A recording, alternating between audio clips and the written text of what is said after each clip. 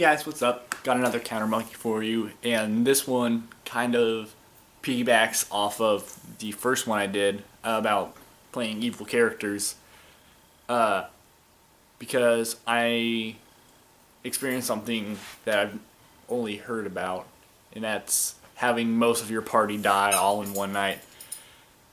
But yeah, right now I'm playing a pirate campaign, which I didn't. Maybe it's probably just my own glibness, but whenever we first started, I didn't think it was going to be an evil campaign.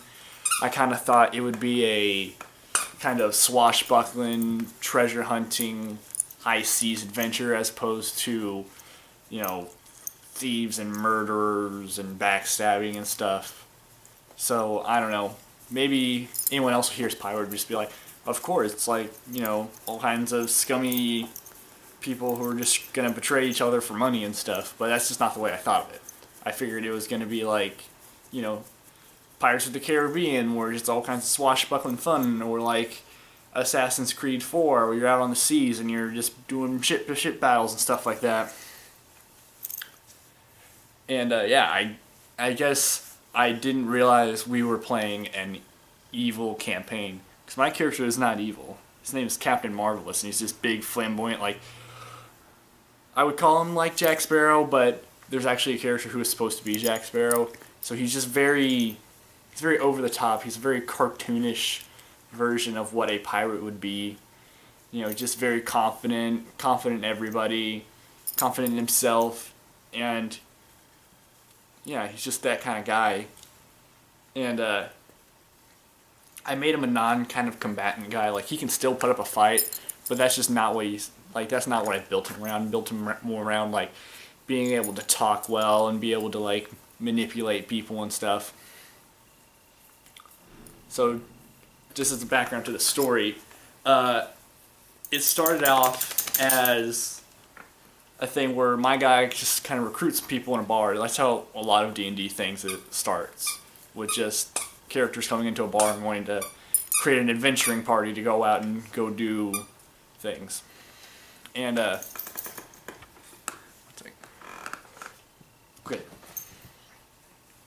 So he goes in there and he gets the rest of the party of the guys that were playing there. And along the way, we picked up different people. Some characters died because we had a Sphinx riddle, and one of the characters sacrificed himself so we could get more guesses and stuff like that. That's only because he didn't like the character and he wanted to get a new one. And another one of our guys, we started with a Minotaur, and he had died twice, and you can get him resurrected and stuff. So after that, he just retired the character before he died outright, and we had to get a new one. He got to make a new character. But anymore, we like to actually establish how they came to being, instead of just be like, oh, this guy over there in the corner and he wants to be on the crew now. Just silly stuff like that. So we got this ship. It's called the Nebuchadnezzar. We got it from a necromancer that we freed from his life-trapping mirror prison, and he was kind of our boss. And we got this awesome undead ship with a zombie crew, and it has all these magic powers. It can shoot lasers. It can submerge itself and keep the water out of its hold and everything. So we have all of this. We have necromancers. We had a lich. He was the guy that made our magical equipment. We had undead servants, not really servants, but the guys that worked on they're the crew hands, and all this other stuff. And along the way, every time we wanted to stop and do, just kind of recreational stuff, my character would always try to find the hardest target. Whenever we went to a brothel, and everybody else just paid for their time, but I was oh, I'm gonna try to find a girl there who's not a part of all of that. And that's who I picked up. And it happened to be a pirate hunter chick. So it was kind of ironic that the pirate got to nail the pirate hunter chick. And then there was another time where we came to a city and everybody was like, oh, I'm going to go rob this, I'm going to do that. I'm like, I want to find the church. And Ethan's like, the church? And I'm like, yeah, I'm going to go tour the church. And so I'm walking around the church, and some people are like, oh, can I help you? Can I help you? And I'm like, no, no. Until finally this girl walks up, and she's like, oh, can I help you? I'm like, why, yes, you can. And over the course of the day, I just try to, like, seduce her. And she's like, no, no, it's part of my faith, it's part of my order that I can't do that kind of thing. So then, like, I propose marriage to her so that I can finally get in her bed. And she's like, oh, she's ecstatic. She wants to do it now. So we go back and we do the deed. And pretty much I just, like, sneak out in the middle of the night. And that's the last I heard about her for a little while. Because after we lose the Minotaur, we have to go gain some more people. So we went to a city so I could talk to somebody else for a different reason. And then when I came back to my boat, there were 2 people sitting outside of it. It was one, our new character, the replacement for the Minotaur, which was some druid female, and then another barbarian, which was a new player. And that was their way of introducing them. So pretty much we do all the normal stuff, like, oh, my name is this is why I want to be on your crew and all that stuff. So I was like, cool. Because, like, you would think that you'd want to do some kind of screening process for that kind of thing. Like, some guy just walks up and says, hey, I want to join your party. Or, like, hey, I want to get on your pirate crew. Like, legitimately, you would actually, like, interview them, make sure they're not trying to kill you or something. But, you know, they're players, so you can't really give them too hard a time, because otherwise you kind of come off like an asshole. So I just gave Ethan's character a hard time, because she was a girl. And she just came off like a real bitch. And, say hi. And, yeah, so we talked to her, and she finally, and I keep, like, prodding her on, like, she'll be like, oh, this is my backstory, I came from this long line of this warriors, and I have such connection to the sea. And I was just like, you got a pretty mouth. Just trying to piss her off, because I could just tell that there was something up about her. Because, like, first thing she says is, like, my name's Jennifer, and he rolls a die, so I know that's supposed to be like a bluff check, and I can beat that, so I know there's something up with her. She's hiding something. And then, like, I keep talking to her over the course of a couple of days, and finally she admits, like, she's here in case I ever die, or in case she ever finds a good excuse to try to turn in a bounty on me. And I'm like, what's the bounty from? And it's from the priestess that he seduced. She got kicked out of her order, and she became evil, and put a $10,000 bounty, which is a pretty good amount of money for any normal D&D, but since we're pirate, like, we gain a lot of money, so it's an okay amount.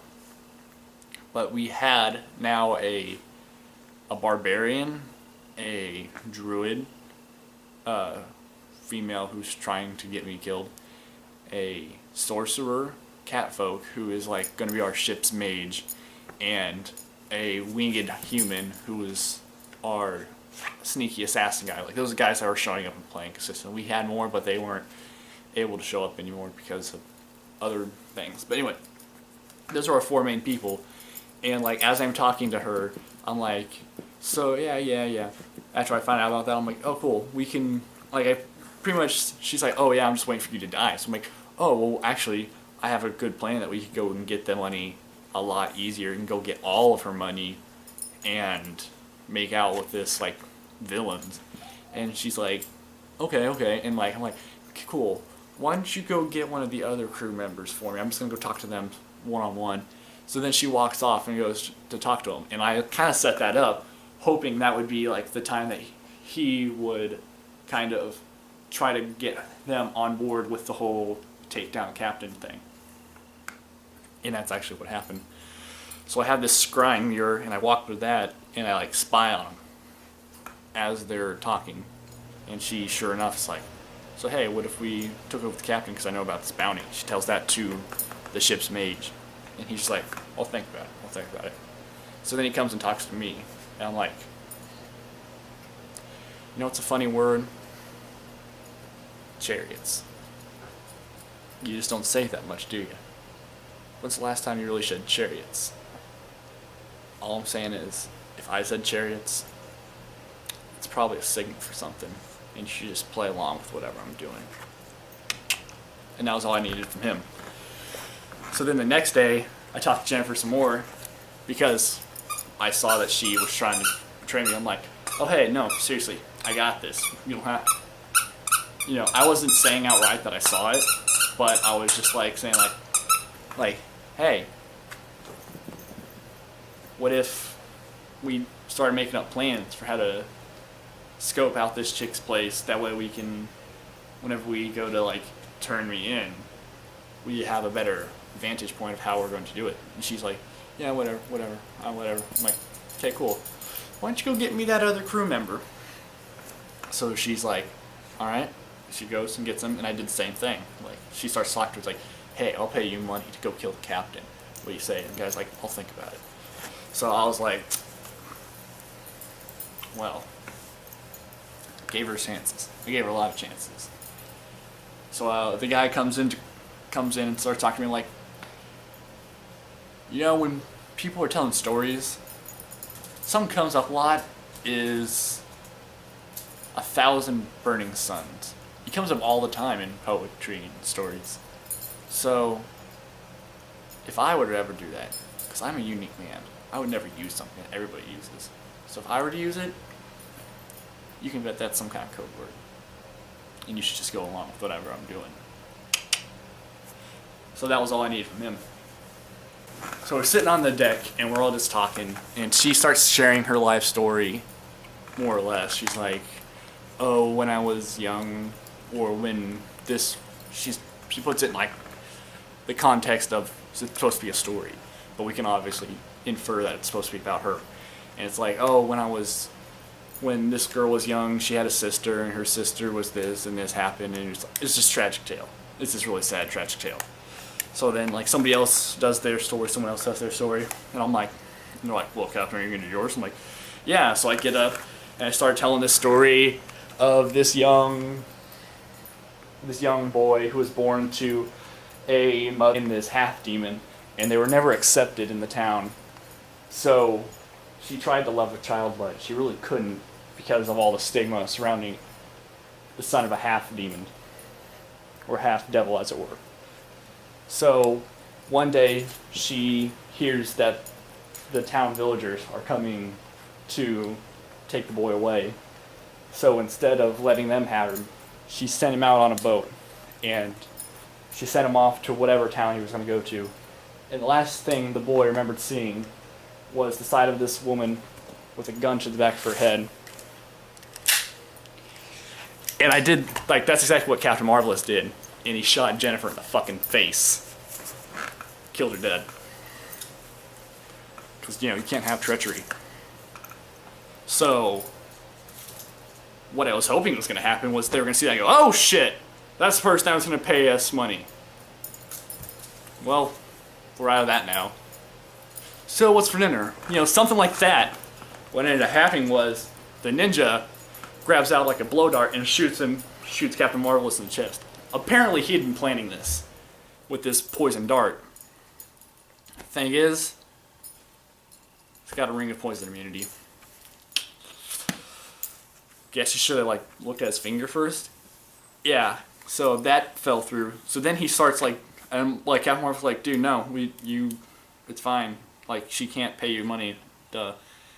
But then the guy turns invisible and starts running away. I'm like, shit. So he drops a globe of darkness, which it's not even closing your eyes darkness. It's like the deep pits of hell, just blackness. Even people that can see in the dark can't see in this shit. So then I bolt towards my door, and the whole way I'm saying dude, stop, dude, stop, dude, stop. And this is another player, by the way. This just, I don't know what he's doing. I still don't know what he was doing. And I'm you don't have to do it. You're not gonna gain anything from doing it. And he's still coming on, so he casts a spell to delay him a little bit, and he goes in the room. And some more stuff happens. Essentially, the guy's showing shit through the window and the door. My guy's shooting through it, and the whole time the maid's just kind of sitting there going I don't know what to do. because he was in on it. So, and now everything's got tits up, so like what's he supposed to be doing? So, and my guy's still trying to like play keyscrew, like stop, stop, stop, stop, stop, stop, stop.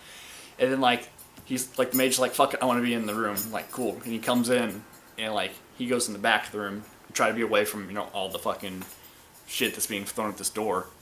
And then finally I had like summoned out these goats to protect my ass if he came in. And the guy's like, I charge Marvelous. This is a mage, mind you. And he charges me. And I go, well, the goats counterattack, and one of these goats literally has swords for horns, and the other one breathes fucking fire. This guy dies fucking hard. They just go dead.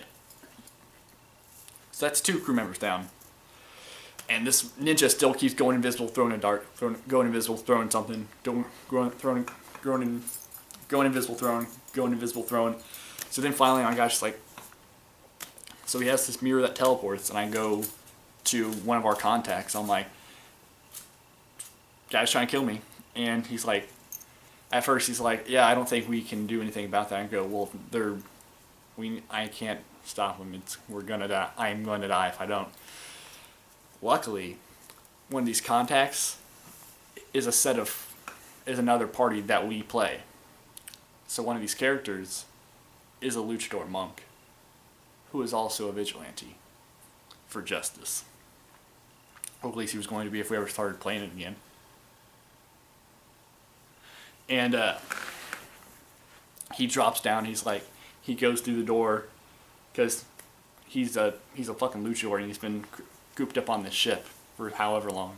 He comes out onto an evil ass undead ship, and he sees an invisible guy throwing daggers at a door. So he's like, well, obviously this must be the fucking fuckhole that's doing it.